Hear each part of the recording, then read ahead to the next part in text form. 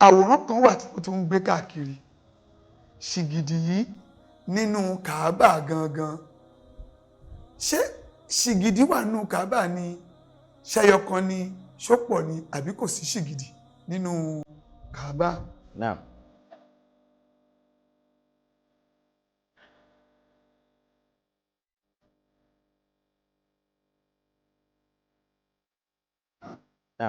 Ẹ rí i pé mo sọ lẹ́ẹ̀kan pé káàdé Muhammad tó dé sallallahu alaihi wasallam, àwọn ará Mákà wọ́n ti bẹ̀rẹ̀ sí ní ṣe ìbọ̀rìṣà, òòṣà ti dé, wọ́n ti import ẹ̀ dé nínú Kaaba láwọn òòṣà tí wọ́n kó síbẹ̀. Kódà gan òòṣà nìkan kọ́ ni wọ́n kó síbẹ̀, wọ́n tún gbé kànga síbẹ̀. Àbẹ́ gbọ́, wọ́n gbé kànga sínú Kaaba yẹn. Ṣé wọn kí mo sọ pé yàrá ni Kaaba yẹn, wọ́n kọ̀ mọ blọ́ọ̀kù yí yàrá náà bí àwa náà ti ń kọ́, ṣùgbọ́n ìyàtọ̀ bẹ̀ ni pé ṣéèpù tí wọ́n fi kọ́ kò sákúlà tán, kò sì fọ́ọ̀mù square tán, so ní ṣéèpù nì. Kànga wà ń bẹ̀ nígbà àtijọ́. Kànga yẹn gbogbo àwọn tí wọ́n bá fẹ́ bùn, yálà wọ́n fẹ́ bùn Ọlọ́run ni àbí wọ́n fẹ́ bùn òrìṣà ní nǹkan gold, àwọn yẹn máa ń mú gold wá tán máa ní àwọn fẹ́ bùn òrìṣà àbí àwọn fẹ́ bùn Ọlọ́run, wọ́n máa kó gold wá, wọ́n máa kó owó wá, oríṣiríṣi nǹkan inú kànga yẹn ni wọ́n máa dá àjọ sí tí wọ́n máa jù síbẹ̀, pé torí pé ibẹ̀ yẹn yàrá yẹn ò lè gba nǹkan púpọ̀ àfi ká gbẹ́n ibì kan bí dungeon tá lè máa ju nǹkan yẹn sí. So òòṣà wà ń bẹ̀ tẹ́lẹ̀. Ìdí tá a fi gbé Ànábì Muhammad dìde nítorí nǹkan yẹn gangan ni.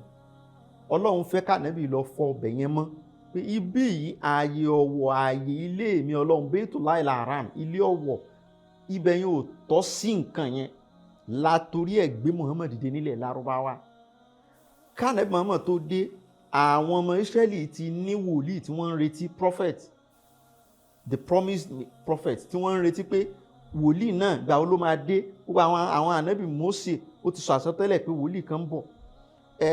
Ànábì Ísá òun náà sọ àsọtẹ́lẹ̀ pé wòlíì kan tí wọ́n ló ń bọ̀ òun kọ́, kò tí ì dé, ó sì máa dé, tó bá dé á ṣe báyìí, á ṣe báyìí. So àwọn ọmọ Ísírẹ́lì ń retí ẹ̀, ṣùgbọ́n nǹkan táwọn ń retí, wọ́n bìlífù pé àárín ọmọ Ísírẹ́lì náà ni wòlíì náà yóò ti dìde. Wọ́n mọ̀ pé ilẹ̀ Lárúbáwá ni. So ìdí tí wọ́n fi gbé Muhammad dìde nílẹ̀ Lárúbáwá nítorí ìbọ̀rìṣà inú Mẹ́kà nínú Kaaba yẹn ni, kó lè lọ fọ̀ mọ́ pé ọmọ náà là ń ṣe kíni, là á máa rán sí náà. Ìwọ náà ni àárín ọmọ àárín wọn, ìran wọn ni ọ́, lọ lè jíṣẹ́ fún wọn kó o sì kó òòṣà kó ń bẹ̀. So bàtà Ànábì bẹ̀rẹ̀ pèpè, wọ́n gbógun tì í àtàdé bíi pé wọ́n fẹ́ pa Ànábì Muhammad, pé tó mú dé Ànábì padà kú ò Mẹ́kà ni. So àmọ́ ńgbà tó yá lẹ́yìn ọdún 23 tí wọ́n ti ń bá ìsìlámù bọ̀, Ànábì padà kó àwọn mùsùlùmí wá láti Mẹ̀dínà tí wọ́n wọ Mẹ́kà yẹn wá, tí wọ́n sì bẹ̀rẹ̀ sí ní kó gbogbo òòṣà inú Kaaba tí wọ́n sì bẹ̀rẹ̀ sí ní wó. So ó padà clear gbogbo òòṣà inú Kaaba yẹn tí wọ́n da gbogbo ẹ̀ wó. Gbólóhùn tí ń wí jọ́ náà nígbà tí ń da òòṣà yẹn wó ni pé wàkúlí jahal haqqu wa zahaqal batil innal batil kana zahuqa. Ìtumọ̀ ni pé sì wí pé òtítọ́ ti dé, irọ́ sì ti parun. Láti òní lọ gbogbo irọ́ pátápátá ó di ohun parun. Gbólóhùn yẹn ní wí tó sì ń ba àwọn òòṣà yẹn jẹ́ ní kọ̀ọ̀kan. Àwọn èyí tí wọ́n wá gbé sẹ́yìn ìlú Mẹ́kà tí wọ́n mọ ilé fún, àwọn yẹn náà wà ń bẹ̀, kò fúnra ẹ̀ lọ bẹ̀. Ó wá delegate àwọn sọ̀hábà rẹ̀ kọ̀ọ̀kan bíi Sayfullahi Maslul, Khalid bin Walid, òun ló rán lọ pé kó lọ lè wó òòṣà Uzza. So ìgbà tí Khalid bin Walid tó débẹ̀ gan, àlìjọ̀nú tó wà nínú òòṣà yẹn ó jáde sí, obìnrin ni ní òwò, ó gbé àwọn èèyàn jáde tí wọ́n sì jọ jà tó lágbára gan kó tó di pé ó yí òòṣà yẹn wó. Bẹ́ẹ̀ náà Ubal, Ànábì delegate ẹni sàhábà kan pé kó lọ bẹ̀ kó lọ lè wó. So Mọ̀nátà àtàwọn òòṣà míì bẹ́ẹ̀ bẹ́ẹ̀ ó rán delegate lọ. Àmọ́ àwọn ètò jẹ́ inú Kaaba fúnra ẹ̀ báyìí ló ń dà á wó torí pé òun pa gbogbo ẹ̀rún. Ìyẹn ló jẹ́ kí ìbọ̀rìṣà tán nílẹ̀ Mẹ́kà títí tó yẹ di òní. Wallahu a'lam. Ohun tí wọ́n ń sọ ni pé àlọ́ òòṣà yìí ṣì wà nínú Kaaba, ṣó wà ń bẹ̀ àbí ò sí ń bẹ̀? Ṣókí. Kò sí òòṣà kankan bẹ̀ mọ́ báyìí. So kódà gan láyé àìkọ̀ọ̀kan wọ́n máa ń ṣí ibẹ̀ táwọn tó bá wà ń bẹ̀ ńgbà náà tí wọ́n máa ń láǹfààní àti wọnú ibẹ̀. So àwọn olórí orílẹ̀-èdè míì gan tán bá lọ tó bá jẹ́ ẹni tí wọ́n bọ̀wọ̀ fún dáadáa, ẹ rí i pé olórí orílẹ̀-èdè wa tẹ́lẹ̀ tó ti dolóògbé ní President Muhammadu Buhari láàrin ìgbà tó ń ṣèjọba wọ́n ṣínú Kaaba fún tó sì wọbẹ̀. So àwọn bàbá wa Aríṣekọ́lá náà kọ́lọ́mbà ní ṣàlékún ìkẹyìn, àwọn náà wà lára àwọn dignitaries tí wọ́n máa ń jẹ́ kó wọnú bẹ̀ ṣẹ̀gẹ́ tí ń sìn. So àwọn èèyàn pàtàkì bẹ́ẹ̀ yẹn wọ́n máa ń fún wọn láàyè kí wọ́n wọbẹ̀. Ibẹ̀ yẹn tí ẹni tó bá wọnú Kaaba yẹn yóò lọ lè yan náfìlà ń bẹ̀ ni. So àwọn olórí Mẹ́kà àwọn tó jọba wọn àwọn náà máa ń wọbẹ̀ lọ lè yan náfìlà ń bẹ̀. So ibẹ̀ nígbà míì ọ̀pọ̀lọpọ̀ àwọn ẹlòmíì tí wọ́n bá ń ṣe iṣẹ́ lọ́wọ́ ní hajj tó bá bọ́ sí àsìkò tí wọ́n fẹ́ ṣí ibẹ̀ fún yàn wọ́n máa ń rí inú bẹ̀ tí wọ́n wò wọ́n ní sọ pé ká má wò. So kò sí òòṣà ń bẹ̀. Àwọn tí wọ́n fẹ́ bà ẹ̀sìn ìsìláàmù lórúkọ jẹ́ ni wọ́n ń gbé àhesọ ọ̀rọ̀ yẹn káàkiri. Ẹ ṣeun bàbá. Ṣìgìdì ọlọ́wọ́ mẹ́ta tí wọ́n ń gbé káàkiri wọ́n tún ló bímọ mẹ́ta o, wọ́n ló bóbìnrin mẹ́ta, pé ṣìgìdì yẹn lẹ́nu tí wọ́n lọ́hùn wọ́n làlá ló ń jẹ àlá yẹn bímọ mẹ́ta. Ṣé bẹ́ẹ̀ ni? Ọ̀rọ̀ tí wọ́n ń wí kò sí nínú àkọsílẹ̀ history kankan. Ẹ béèrè lọ gbogbo ẹni tó ń gbé ọ̀rọ̀ náà kiri pé ṣé ìwé ìtàn kan nínú ayé history kan tó sọ tó jọ bẹ́ẹ̀ kò sí. Bí ayé ìṣefẹ́ tó yìí ìwé ìtàn kan ò sọ wípé òrìṣà kan wà tó ń jẹ́ Allah, kò sí ìwé ìtàn kankan tó sọ bẹ́ẹ̀. Àmọ́ bó lọ̀rọ̀ yẹn ti jáde, à ń pe òyìnbó kan ní Robert Murray òun lẹni tó lọ lè hun ọ̀rọ̀ yóò jẹ́ Christian, àwọn alátakò Islam ni a máa ń pè wọ́n ní Christian apologetics kan pè wọ́n ní Christian apologist. Àwọn máa ń fẹ́ bà ìsìlámù lórúkọ jẹ́. So lára àwọn lòyìnbó yẹn wà ọ̀gá ló jẹ́ nínú àwọn yẹn táwọn yẹn à ń pè ní Robert Murray Morey ìyẹn lè Google rẹ̀. Òun lẹni àkọ́kọ́ tó kọ́kọ́ gbé irọ́ yẹn jáde. Láti ara tiẹ̀ lọ́pọ̀lọpọ̀ àwọn irú àwọn èèyàn bíi tiẹ̀ náà ni wọ́n ti ń spread nǹkan yẹn nítorí pé wọ́n rí pé ọ̀pọ̀lọpọ̀ àwọn èèyàn kì í dá research. So with confidence ni mo fi ń sọ wípé ẹni tó bá mọ history book tó sọ bẹ́ẹ̀ pé òòṣà kan jẹ́ Allah tàbí Allah ni òòṣà kan ṣìgìdì kan tó lọ́wọ́ mẹ́ta, history book dáhùn yóò tó sọ bẹ́ẹ̀ kó pọ́ìntì ẹ̀ jáde kó sọ orúkọ ìwé náà. So ẹ rí i pé gbogbo àwọn nǹkan tí wọ́n máa kóòtì ìwé táwọn ọ̀tá Islam ṣe bíi Christian apologetics, àwọn Christian ọ̀tá tó ń jẹ́ pé wọ́n kórìíra Islam tí wọ́n ṣe inú ibẹ̀ ni wọ́n ti lè bá irú àwọn Robert Murray àtàwọn irú ẹ̀ bẹ́ẹ̀. Àmọ́ àwọn tá a sì ń wí yóò ń ṣe historian.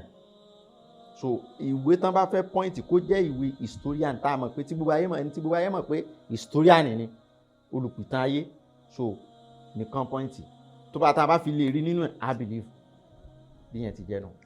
Àhesọ kan náà tún ń káàkiri wípé ẹ̀sìn Islam àwọn Saudi nìkan ò ní ló lẹ́tọ̀ọ́ láti máa ṣe, kò sí tó kan mọ́ àwa adúláwọ̀ ńbẹ, kò sí tó kan mọ́ Yorùbá ńbẹ. Kí ni wọ́n ń dara wọn láàmú sí? Ẹ̀sìn àjòjì ni, ẹ̀sìn wọn gbọ́n lọ forí balẹ̀ fún Káàbà wọn, àwọn Lárúbáwá lónìí. Ṣé bẹ́ẹ̀ ni? Ṣe rí ẹ̀sìn Islam ìtọ́lọ́wọ́n bá sọ fún wa nípa Ànábì wa Muhammadu al-Qur'an pé wa ma arsalnaka illa rahmatan lil alamin, pé wọ́n Muhammadu arìn ní aláàánú fún gbogbo ayé yẹn kódà kìí ṣe èèyàn nìkan. Ṣùgbọ́n lóhùn yẹn ó jẹ́ àmọ̀ yìí pé gbogbo ìran àtẹ̀yà àtorílẹ̀-èdè nílé ayé pátápátá láàrin òjíṣẹ́ ńlá ní Muhammad àti èèyàn àtàǹjọ̀nú àti èèyàn àtẹ̀bọra láàrin ní Muhammad sí. A sọ Al-Qur'ani kalẹ̀ lédè Lárúbáwá nítorí wípé àwọn tí a gbé Muhammadu dìde láàrin wọn, òjíṣẹ́ ńlá ní Muhammad dìde láàrin wọn, èdè yẹn náà gbọ́. Kò sédè míì tó lè fi bá wọn sọ tó lè yé wọn ju kó fèdè wọn bá wọn sọ lọ. Ṣùgbọ́n information tó wà nínú Al-Qur'an gbogbo ayé ló need information yẹn. Ṣé ibi tó ti ń sọ̀rọ̀ embryology nínú Al-Qur'an tó ń sọ stages tí ọmọ máa ń lò tó fi ń dàgbà sí tó fi ń bọ́ sí ẹ̀dá míì tí ò sí ìwé kan tó sọ síwájú Al-Qur'an the embryological stages tí Qur'an wí pé stage báyìí ni ọmọ ó kọ́kọ́ jẹ́ zygote, lẹ́yìn yẹn yóò tún di nǹkan báyìí, lẹ́yìn yóò di nǹkan báyìí kàn sọ ìwé kan tó sọ ṣáájú Al-Qur'an with accuracy tó sì mú wa ní stages kọ̀ọ̀kan tí modern science ò sì rí dànù àtàdé bíi pé ọ̀pọ̀lọpọ̀ àwọn medical textbook and biology textbook gan wọ́n ń kó ti báàsì yẹn níbẹ̀ tí wọ́n sọ pé kò rí bẹ́ẹ̀ so irú ìwé yẹn ṣé kì í ṣe gbogbo ayé ni ó ní báwọn a rí i pé irú nǹkan báyẹn ó ti kúrò ní ìwé ẹ̀yà nìkan ó ti di ìwé gbogbo ayé àbí ìwé tó yẹ pé ó ń sọ fún wa bá a ṣe lè ṣe transaction pẹ̀lú èèyàn tí ò ní síjà bá a ṣe lè ṣe yáwó lọ́wọ́ yẹn àbí yáyàn lówó tí ò ní sí wàhálà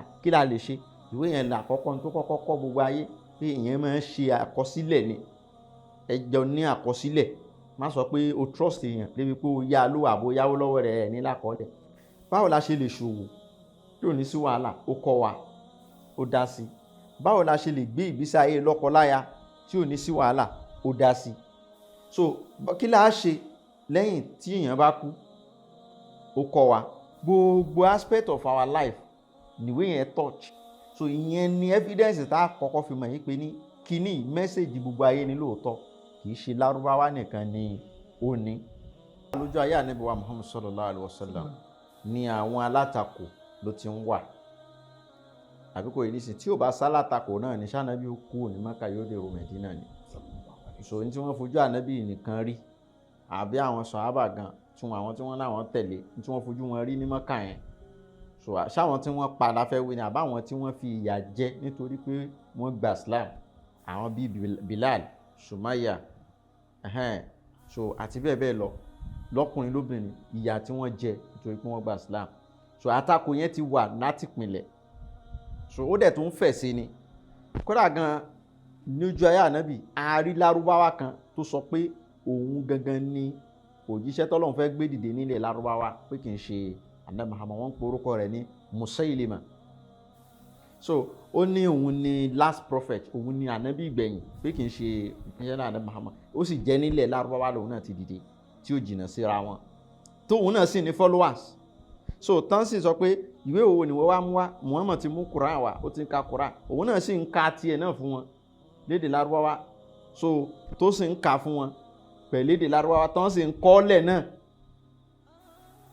so irú yẹn náà ṣe pàtàkì ńlá ni so kí ló padà ṣẹlẹ̀ sí ó padà parun náà ni so ó padà parun ni píparun bá ni so ṣé ìyẹn irú yẹn la fẹ́ sọ ni àbí àwọn kan tó ṣe pé ní tànàbí bá kó àwọn èèyàn kan jọ níbì kan tó ń ṣe wáàsí fún wọn tí wọ́n ń concentrate àwọn ò máa wá lọ ka wọ́n ti ra àwọn magazine kan bọ̀ láti Sham majalat láti Sham tán bá lọ travel àwọn magazine tó láwòrán nú àwọn magazine tó fine dáadáa tọ́wọ́ pé àwọn folk tales àwọn legendary tales ó wà nú ẹ̀ tó wà captivating story irú àwọn story so àwọn náà máa wá ka story yẹn nítòsí tí wọ́n ní jìnnà wọ́n máa ka àwọn story yẹn so story yẹn á capture attention àwọn èèyàn débi pé àwọn kan ó kúrò níbi tí ànábì ti ń ṣe wáàsí wọ́n lọ lè jókòó ti àwọn wọn ni so ṣerú yẹn la fẹ́ wí ni àbí àwọn èèyàn kan tó ṣe pé ní àwọn tiẹ̀ dídì ṣígun láti lọ bá àwọn mùsùlùmí jagun tí wọ́n bẹ̀rẹ̀ sí ní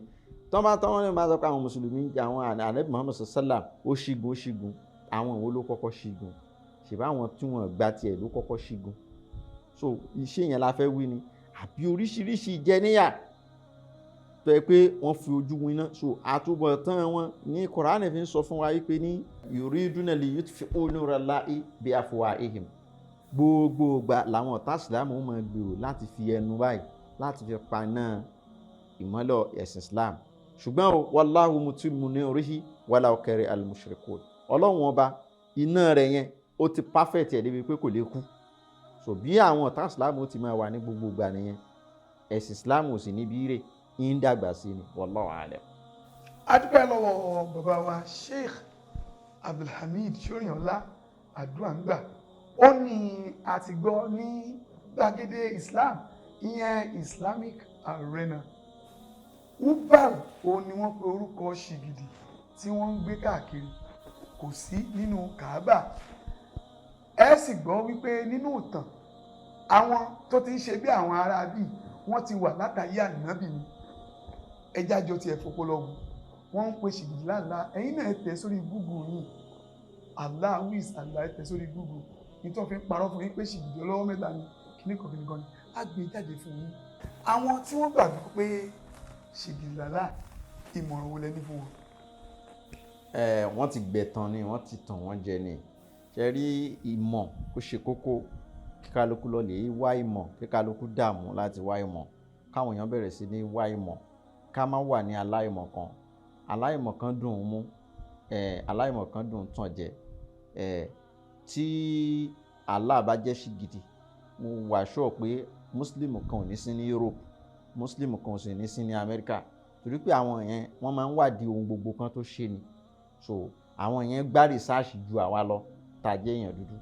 So ìyẹn jẹ́ ní tá a fi mọ̀ pé ní no, nǹkan kò sí nǹkan tó jọ bẹ́ẹ̀, torí pé àwọn ará America wọ́n gọ̀ láti ṣe Islam débi pé wọ́n máa lọ máa sin ṣìgìdì, àbí àwọn ará UK, àbí àwọn ará Ireland, Dublin, Canada, Germany, àwọn yẹn wọ́n máa wádìí nǹkan fínífíní, torí gbogbo fóònù tá à ń lò àwọn wọ́n ṣe, àwọn ní Google, àwọn America ló ní, gbogbo research ayé pátá ìkáwọ́ wọn ló wà, wọ́n wádìí nǹkan yẹn jáde. So ẹ má jẹ́ ká gbẹ̀tàn, ẹ má jẹ́ kẹ́nìkan jókòó síbì kan kó máa tàn wá jẹ nítorí pé kó lè bá rí views, kó sì lè bá cash out látara views wa. Wallahu ta'ala a'lam.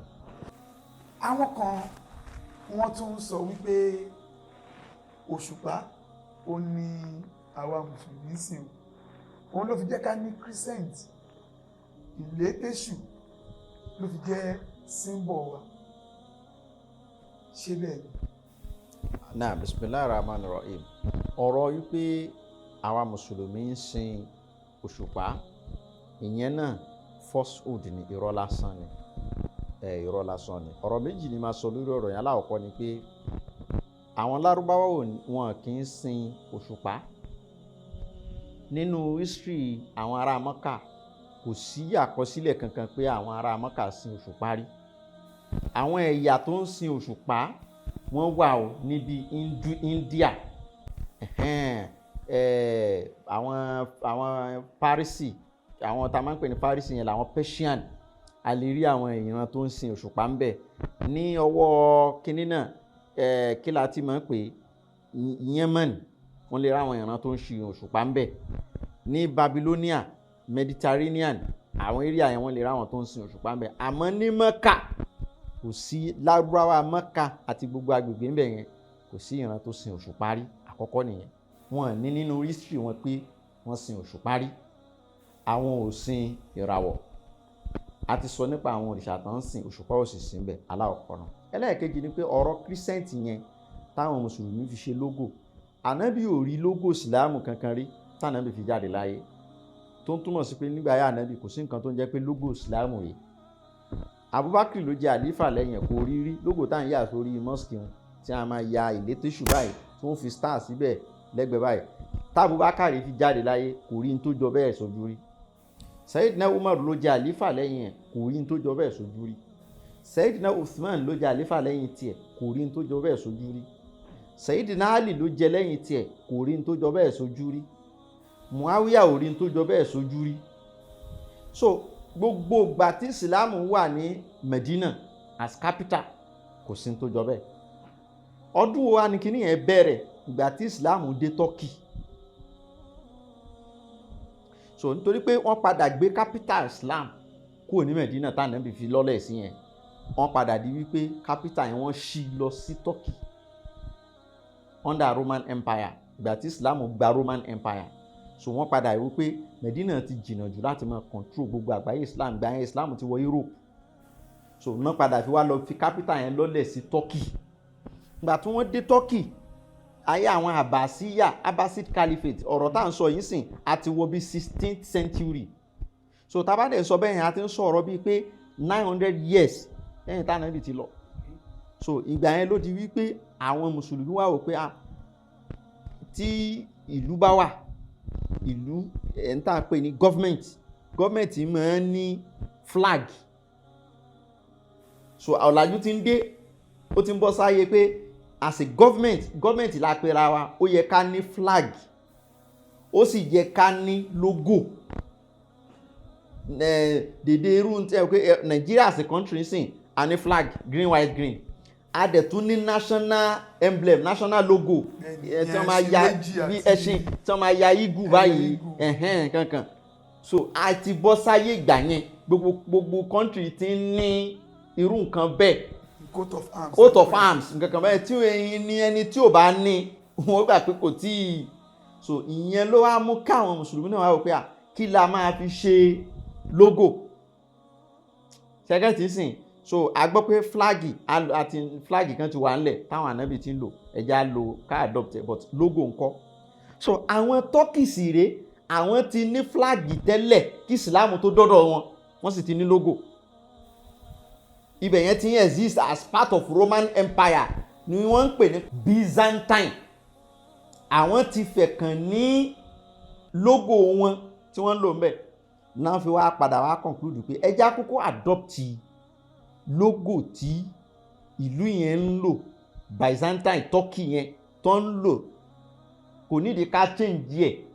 Òun ló fi jẹ́ pé dèní ẹ lọ wo flag Turkey, ẹ wo logo tó wà ńbẹ̀, ẹ rí i pé crescent and star yẹn lẹ máa bá ńbẹ̀. Bọ́n ṣe ń lo nǹkan wọn kí Islam tó dé lu wọn. So ìyẹn náà ni àwọn mùsùlùmí wá padà wá lò gẹ́gẹ́ bí symbol fún Islamic government. So ìgbà yẹn ló di pé àwọn mosque ní Turkey náà ti bẹ̀rẹ̀, àwọn mosque tí wọ́n kọ́ wọ́n wá ń fi crescent yẹn àti star yẹn wọ́n fi ṣe logo sí lórí. Àsìkò yẹn ni wọ́n bẹ̀rẹ̀.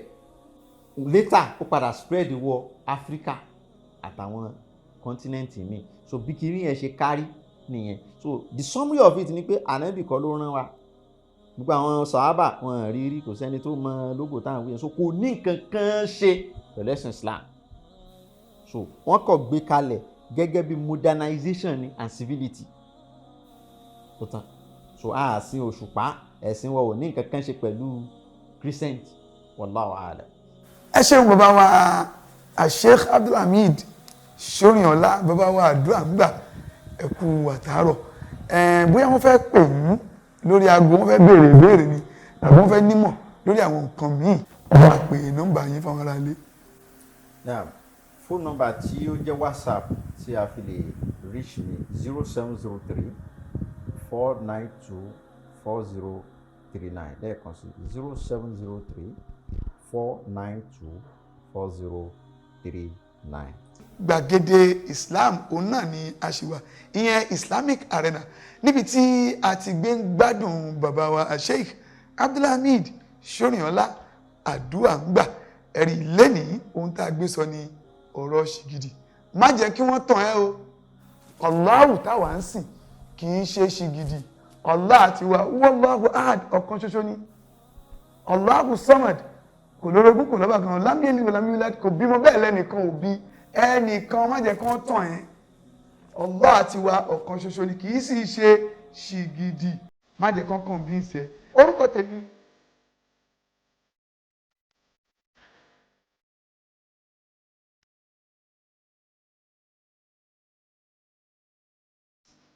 tèmi kò yí padà, Malam Yusuf Ọlá Abdulaziz aka Success ni. Gbàgede Islam ni. Ẹ tún pàdé wa lọ́jọ́ míì fún àkọ́tún ètò, fún topic míì tó yàtọ̀ sílẹ̀ yìí, níbi tí ẹ ó ti gbé máa gbádùn bàbá wa Sheikh Abdulhamid Sorinọlá. Nọ́mbà tèmi ni 08035214177 lẹ́ẹ̀kan sí 08035214177. Gbogbo ẹ̀yin tí ẹ kún wa lọ́wọ́, gbogbo yín pátápátá la kí wípé kí Ọlọ́run kí ó bá wa san yín ní ẹ̀san oore. Pàápàá jùlọ gbogbo àwa jàmáà Sheikh Abdulhamid Islamic Foundation, a dúpẹ́ lọ́wọ́ yín fún ìkúnlọ́wọ́ yín lórí ètò yìí. Iná ò ní tọ́wọ́ yín, agara ò ní dá yín. Kò ní jù báyìí lọ lórí ètò wa ti tèmi. Gbàgede Islam, Islamic Arena, òun náà láti ní. Salamu alaikum wa rahmatullahi wa barakatuh.